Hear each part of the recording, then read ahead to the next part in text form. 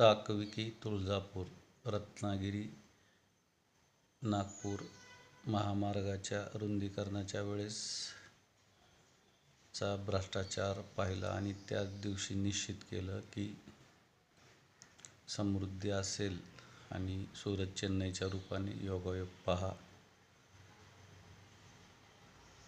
भरकटलेल्या जमीन अधिग्रहण प्रक्रियेच्या वडवानळामध्ये नाकव्यांना वल्हवताना दीपस्तंभ म्हणून निश्चितच आमचं हे योगदान कालातीत ठरेल.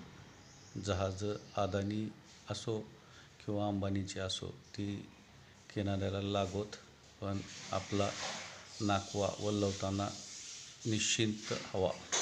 धन्यवाद. शेतकरी भूमी.